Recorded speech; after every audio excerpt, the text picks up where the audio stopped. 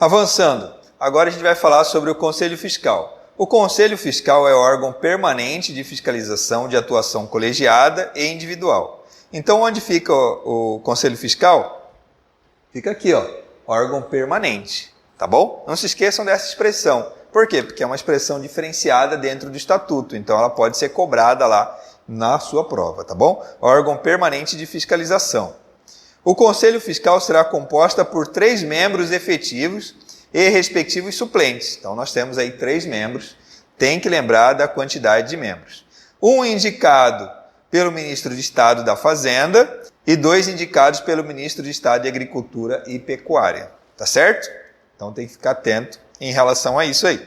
Parágrafo 1º. Os membros do Conselho Fiscal serão eleitos pela Assembleia Geral. Então, você já sabe a respeito da Assembleia Geral. O prazo de atuação dos membros do Conselho Fiscal será de 2 anos, permitidas, no máximo, 2 reconduções consecutivas. Então, o prazo será de 2 anos, permitidas, no máximo, 2 reconduções consecutivas, diferente do Conselho de Administração e das diretorias executivas, que era de até 3 reconduções e o prazo da gestão era unificado. Aqui ele não fala que o prazo da gestão é unificado, tá bom? Então, cuidado, e é importante você diferenciar.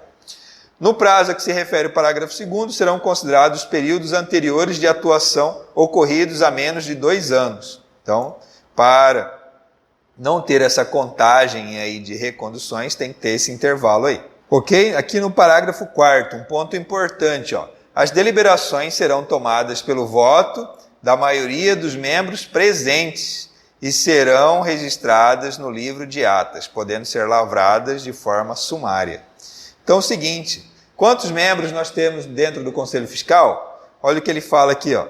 As deliberações serão tomadas pelo voto da maioria dos membros presentes e serão registradas no livro de atas, podendo ser lavradas de forma sumária. Então, quantos membros a gente tem no Conselho Fiscal? 3 membros. Então, a maioria dos presentes é que define. Então, você não pode esquecer dessa palavrinha aqui, ó, presentes. Tá bom? Maioria dos presentes. Por quê? Porque dentro da existência jurídica, nós temos a maioria simples e a maioria absoluta. Então, no caso aqui, ele está falando maioria dos membros presentes. Então, no caso, só tem um. Então, esse um aí vai votar e vai garantir a maioria, tá bom? Já se fosse, de repente, seguindo outras regras, ele vai falar, não, exige-se primeiro 50% dos membros, aí inicia a votação, tá bom? Então, no caso, a maioria dos membros presentes. Beleza? Avançando mais um pouco, agora a gente tem o Comitê de Auditoria. O Comitê de Auditoria é o órgão de assessoramento ao Conselho de Administração, o famoso staff, assessoramento. Já o Conselho Fiscal é um órgão permanente. Comitê de Auditoria, órgão de assessoramento. Vamos lá dar uma olhada no organograma? Está aqui, ó, Comitê de Auditoria, está aqui, ó, assessoramento do Conselho de Administração. Já o Conselho Fiscal é um órgão permanente. Ele está independente do Conselho de Administração. Por quê? Porque, inclusive, ele tem que fiscalizar até o Conselho de Administração. Tá bom? Auxiliando o Conselho de Administração, entre outros, no monitoramento da qualidade das demonstrações financeiras, dos controles internos, da conformidade, do gerenciamento de riscos e das auditorias internas e independentes. Ok, então a finalidade de um órgão de auditoria é manter sempre a independência e tentar trazer o máximo, né, da verdade em relação às informações. Lembrando que quando a gente fala de administração pública, o correto é que a gente tenha o máximo da verdade, exceto quando coloca em risco informações sensíveis de dados pessoais ou que possam colocar em risco a segurança nacional ou o futuro da própria instituição, tá bom? O Comitê de Auditoria tem autonomia operacional e dotação orçamentária, anual ou por projeto, dentro dos limites aprovados pelo Conselho de Administração, para conduzir ou determinar a realização de consultas, avaliações e investigações dentro do escopo de suas atividades, inclusive com a contratação e utilização de especialistas independentes. Então vai ter o Comitê de Auditoria e ele pode pedir ainda apoio de terceiros, tá bom?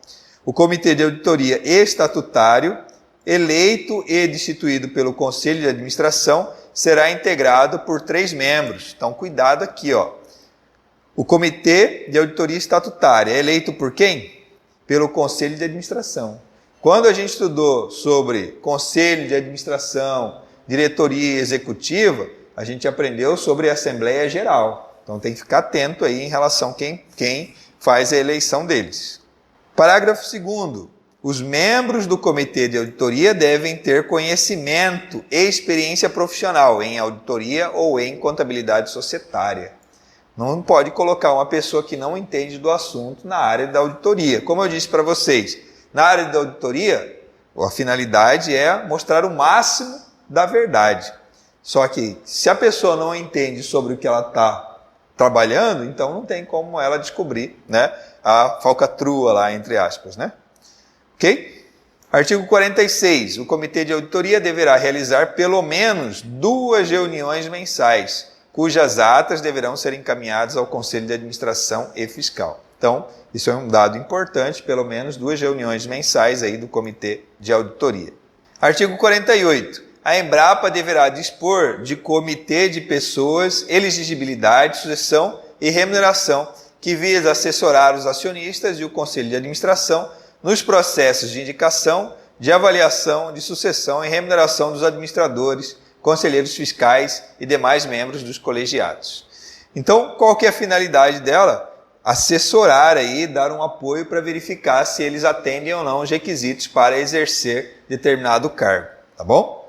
Parágrafo 2º. Os membros do Conselho de Administração que participarão deste comitê devem ser, em sua maioria, independentes. O que significa independente? Não deve ter nenhum vínculo com a instituição, tá bom? Ele fala, ó, devem ser, em sua maioria, independentes, tá bom?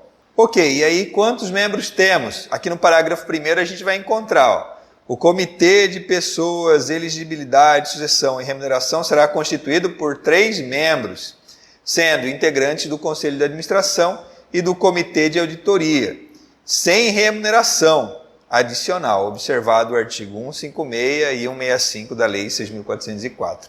Então, diferentemente dos demais, nesse aqui não tem remuneração. Por quê? Porque ele já pertence a outra parte da empresa. Olha o que ele fala aqui, ó. Será constituído por 3 membros, sendo integrantes do Conselho de Administração e do Comitê de Auditoria, tá bom? Sem remuneração. Por quê? Porque eles já recebem, porque pertencem aos outros conselhos ou comitês, tá bom? Parágrafo 2º. Os membros do Conselho de Administração que participarão desse comitê devem ser, em sua maioria, independentes. Lembrando, quantos membros nós temos aí independentes dentro do Conselho de Administração? 2 membros, tá bom? 2 membros que são indicados lá pelo Ministério da Agricultura, tá bom? Avançando mais um pouco, nós vamos aqui para as demonstrações contábeis. Olha o que ele fala aqui. O exercício social coincidirá com o ano civil e obedecerá quanto às demonstrações financeiras, aos preceitos deste estatuto e da legislação pertinente. Então, aquilo que eu conversei com vocês, ó, o exercício social coincidirá com o ano civil. Está falando. Mas obrigatoriamente tem que coincidir com o ano civil? Não, obrigatoriamente não. Por quê? Porque a gente já visualizou que, de acordo com a Lei 6.404, eu só preciso saber quando encerra o exercício social. Nesse caso, o Estatuto estabeleceu que vai coincidir com o ano civil, 1º de janeiro a 31 de dezembro. Ok? A empresa deverá elaborar demonstrações financeiras trimestrais e divulgá-las em seu sítio eletrônico. Essa informação aqui é muito importante, tá bom? Tem que anotar porque a chance de cair é gigante.